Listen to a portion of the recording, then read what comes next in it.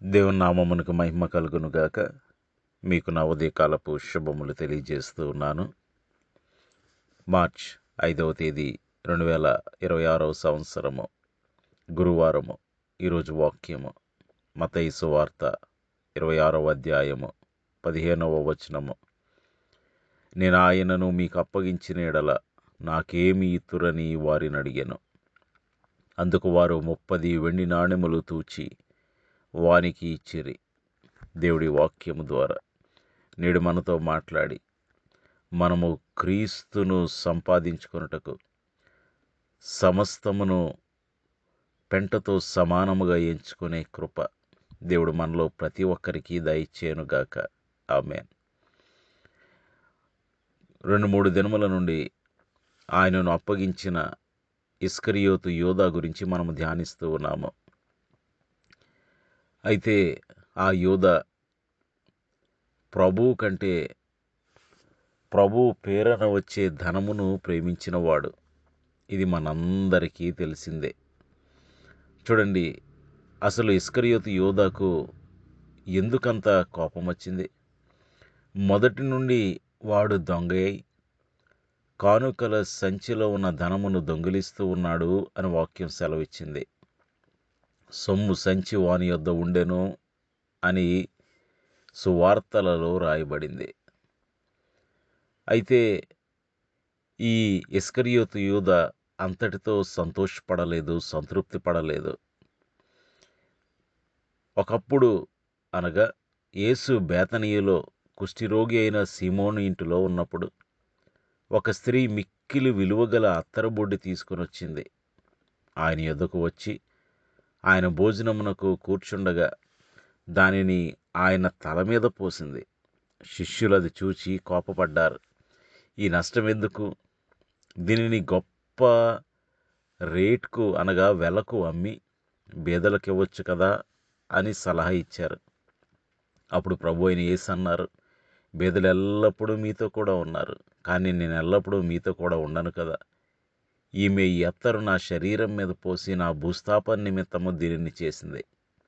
కాబట్టి సర్వలోకంలో ఈ సువార్త ఎక్కడ ప్రకటింపబడుతుందో అక్కడ ఈమె చేసినదియు ఈమె జ్ఞాపకార్థంగా ప్రశంసింపబడుతుంది అని ప్రభు అయిన యేసు ఆమెను మెచ్చుకున్నారు.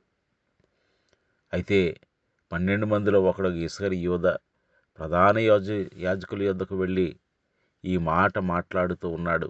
మనము చదివిన వాక్యము, నేను ఆయనను మీకు అప్పగించిన ఎడల నాకేమి ఇస్తారు అని వారిని అడిగాడు. చూడండి, ఈ అత్తరు ఈ విధంగా పగులగొట్టి మిక్కిలి విలువగల అత్తరుబొడ్డు తీసుకుని ఎందుకు దానిని అలా వేస్ట్ చేయాలి అని మాట్లాడిన వారిలో యోధా ఉన్నాడు. ఎందుకంటే అది మిక్కిలి విలువగల అత్తరు గనుక. ఆ విలువగల కానుక తీసుకొచ్చి ఆ కానుక సంచిలో వేస్తే అది యోధా చేతికి వస్తుంది కాబట్టి అతడి మనసులో ఎంత బాధపడిపోయాడో. ఒకవేళ అది డబ్బు రూపంలో ఇచ్చుంటే అది నా చేతికి వచ్చేది కదా. ఇప్పుడు దానితో విలువగల అత్తరును తీసుకొని వచ్చింది. అది ఎవరికి ఉపయోగము? చాలా కోపం వచ్చింది. వెంటనే ప్రధాన యాజకుల యొద్దకు వెళ్ళాడు. నేను ఆయనను మీకు అప్పగిస్తాను, నాకేమిస్తారు అని అడిగాడు. ఎంత విచారమో చూడండి.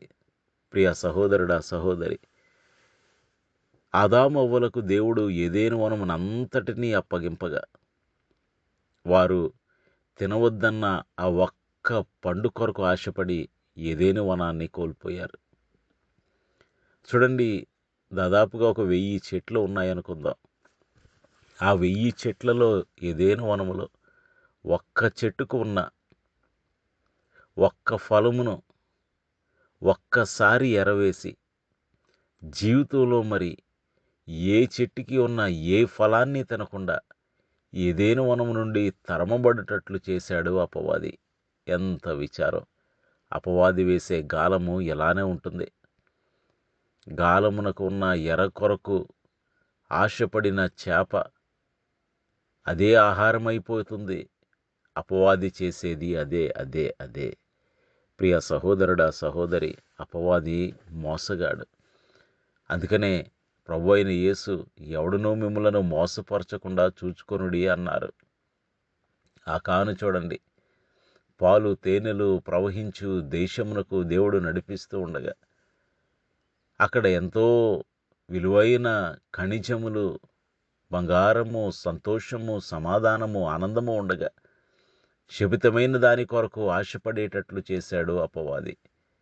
అది తెచ్చి తన గుడారములో దాచుకొని కనీసం వాగ్దాన దేశంలో ప్రవేశించకుండా అతడు మాత్రమే కాకుండా ఎవరి కొరకైతే దానిని చేశాడో వారి మీదకి గొప్ప శిక్షను, మరణ ఉగ్రతను తీసుకుని వచ్చాడు ఆకాను.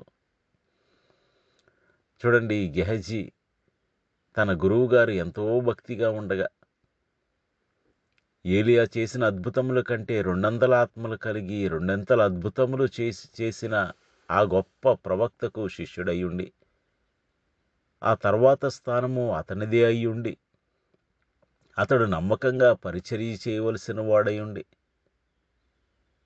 అతడు దుస్తుల కొరకు ఆశపడి అతడు ఎంతో గొప్ప అవకాశాన్ని కోల్పోయాడు.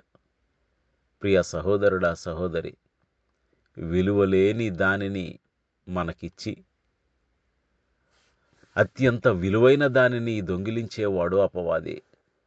విలువలేని మన జీవితాలను తీసుకుని అత్యంత విలువైన వాటిగా మార్చువాడును, నిత్య రాజ్యములో విలువైన సంతోషమును మనకిచ్చువాడును ప్రభు. మరి ప్రియ సహోదరుడా, సహోదరి, మనమేం సంపాదించుకుంటున్నాం? చూడండి, యాకోబు పత్రిక 4:13 చూస్తే, నేడైనను రేపైనను ఒక పట్టణమునకు వెళ్ళి అక్కడ 1 సంవత్సరం ఉండి వ్యాపారము చేసి లాభము సంపాదింతము రండని చెప్పుకొని వారలారా అని సంబోధిస్తూ ఉన్నాడు భక్తుడు. చాలామంది ప్రభువునొద్దకు లాభము సంపాదించుకోవటానికి వస్తారు. నేను చిన్నతనంలో ఒక ఆయనను చూశాను. ఆయన ఎల్ఐసిలో పనిచేస్తూ ఉండేవారు. ఎల్ఐసి చేయటం పొరపాటని నేను అనను, కానీ ఆయన ఎల్ఐసి ఏజెంట్గా పనిచేస్తూ రకరకాల సంఘాలకు తిరుగుతూ ఉండేవాడు. ఒక్క సంఘానికి కట్టుబడి ఉండేవాడు కాదు. ఒక సంఘానికి వెళ్ళటం, కొంతకాలం ఉండటం, అక్కడ వారందరితో పాలసీలు కట్టించటం, మరలా సంఘాన్ని విడిచిపెట్టేసి వేరే సంఘానికి వెళ్ళటం. ఒక స్థిరమైన ఆత్మీయ జీవితం లేకుండా అతడు జీవించేవాడు. కారణం, దేవుని మీద భక్తి కాదు సుమా, పాలసీల కోసం. కొంతమంది డబ్బును సంపాదిస్తున్నారా, డబ్బే వారిని సంపాదిస్తుందా అన్నట్లు బ్రతికేవారు. డబ్బు సంపాదన కోసమే మా జీవితం అన్నట్లుగా ఆరోగ్యము చెడిపోతూ ఉన్నా, సంబంధ బాంధవ్యాలు దెబ్బతింటూ ఉన్నా, ఆత్మీయ జీవితము పాతాళానికి పతనమైపోయిన డబ్బే డబ్బే డబ్బే. ప్రియ సహోదరుడా, సహోదరి, మన జీవితాలు అలా ఉండకూడదు. చూడండి, ఒకవేళ ఇస్కరియోతు యోధా గనక ఆ డబ్బు కొరకు ఆశపడకుండా జీవించినట్లయితే బంగారము అతని పాదముల క్రింద ఉండేది. బంగారు వీధులలో నడిచేవాడు. పరలోక పట్టణంలో అతనికి ఒక సింహాసనం ఉండేది. అతనికి గొప్ప పేరుండేది. అతనికి గొప్ప సంతోషం ఉండేది. ఎంత విచారం! ప్రియ సహోదరుడా, సహోదరి, యోధా అపవాదికి చోటిచ్చాడు. అందుకనే ఫిలిప్పీలకు రాసిన పత్రిక 3:7 నుండి 9 వరకు ఎంత అద్భుతంగా అపోస్తలుడైన పౌలు రాస్తూ ఉన్నాడో చూడండి. అయినను ఏవేవి నాకు లాభకరములై ఉండెనో వాటిని క్రీస్తు నిమిత్తము నష్టముగా ఎంచుకొంటిని. క్రీస్తు నిమిత్తము నీవు నేను ఏమి నష్టపోతూ ఉన్నావు? క్రీస్తు నిమిత్తము నష్టపోనివాడు క్రైస్తవుడు కాదు. నిశ్చయముగా నా ప్రభు అయిన యేసు క్రీస్తును గూర్చిన అతి శ్రేష్టమైన జ్ఞానము నిమిత్తమై సమస్తమును నష్టముగా ఎంచుకొనుచున్నానంటున్నాడు అపోస్తలుడైన పౌలు. ఆ 9 చూడండి, క్రీస్తును సంపాదించుకుని.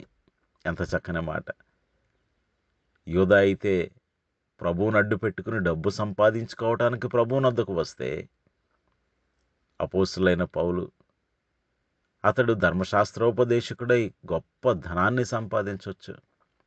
గమలియేలు వంటి వాడే గొప్ప పేరు ప్రఖ్యాతులు సంపాదించవచ్చు.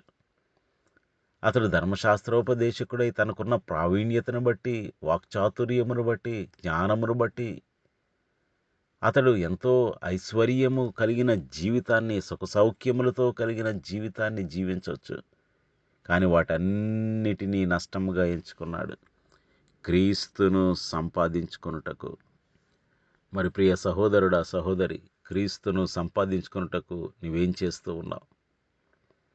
నువ్వేం చేస్తూ ఉన్నావు? ఈరోజు దేవుని వాక్యము నీతో నాతో స్పష్టముగా మాట్లాడుతూ ఉండగా ప్రభు కొరకు మనం ఏమి నష్టపోతూ ఉన్నాం? We need to live a sacrificial life. మన సౌఖ్యాన్ని త్యాగం చేస్తూ ఉన్నామా? మన సమయాన్ని త్యాగం చేస్తూ ఉన్నామా? మన బలాన్ని, జ్ఞానాన్ని, తలాంతులను, దేవుడు మనకిచ్చిన వాటిని ప్రభు కొరకు త్యాగం చేస్తూ ఉన్నామా? లేదంటే దేవుడు మనకిచ్చిన వాటి కొరకు ప్రభువునే త్యాగం చేసేస్తూ ఉన్నామా? ఎలా ఉంది మన ఆత్మీయ జీవితం? ప్రార్థన చేసుకుందాం. సర్వోన్నతుడును సర్వశక్తివంతుడు అయిన మా ప్రియ పరలోకపు తండ్రి, జీవం గల దేవా, ఎంత సమీపంగా ఉండి ఎన్ని అద్భుతములు చూసి నీ వలన శక్తి పొందుకుని ఎన్నో అద్భుతములు చేసి ప్రభువా నిన్నే అమ్మేసుకున్నాడు ఇస్కరియోతు యోధ. ఎంత విచారం నాయన. ఏదేను వనములో అపవాది ఆదాము అవ్వలను ఒక్క చెట్టుకున్న ఒక్క ఫలమును చూపి ఇక ఏదేను వనములో ఏ చెట్టుకి ఉన్న ఏ ఫలమును తినకుండా ఎట్లా మోసగించాడు, ఆ విధంగానే ప్రభువా ఇస్కరియోతు యోధాను మోసగించాడు. అతడు ధనమునకు ఆశపడి నిత్య రాజ్యమును, పరలోక సంతోషమును ప్రభువా నిన్నే కోల్పోయాడు. ప్రభువా మేము అలాగుండక నీ కొరకు సమస్తమును నష్టముగా ఎంచుకునే ఆత్మీయ పరిణితి మాలో ప్రతి ఒక్కరికి దయచేయండి. అశాశ్వతమైన వాటి కొరకు శాశ్వతమైన నిత్య రక్షణను, నిన్నునో కోల్పోకుండా ప్రభు అట్టి జ్ఞాన హృదయము మాకు దయచేయండి. అపోస్తులైన పౌలు చెబుతూ ఉన్నట్లుగా ఫిలిప్పీలకు రాసిన పత్రిక 3వ అధ్యాయం 9వ వచనంలో క్రీస్తును సంపాదించుకుని మాట్లాడుతూ ఉన్నాడు. అవును ప్రభువ, నిన్ను సంపాదించుకోవటానికి దేనినైనా విడిచిపెట్టగలిగే ఆత్మీయ పరిణితి, స్థిర విశ్వాసము మాలో ప్రతి ఒక్కరికి దయచేయండి. ప్రభువా పరీక్షలు రాస్తున్న పిల్లలకు జ్ఞానము దయచేయండి. జ్ఞానాధారము నీవే, కృప చూపించండి. బబులోను సామ్రాజ్యాధిపతి ఎదుట నిలవబడిన దానియేలుకిచ్చిన సమయానుకూలమైన జ్ఞానము ఎగ్జామ్ హాల్లో వారికి దయచేయండి. చదివిందంతా గుర్తుకు రావడానికి తగిన జ్ఞాపక శక్తి దయచేయండి. మంచి ప్రజెంటేషన్ స్కిల్స్ వారికి దయచేయండి. నీ కృపతో నింపి నడిపించండి. రక్షక, ఈ రోజంతా నీ కృపా కాపుదల, కనికరము, కటాక్షము మాతో ఉంచి కృపలతో నింపి నడిపించుమని యేసునామములో స్తుతించి వినయముగా వేడుకొనుచున్నాము తండ్రి. ఆమేన్. మీ అందరికీ నా వందనములు. ప్రభు పరిచర్యలో మీ సహోదరుడు దిలీప్ బాబు.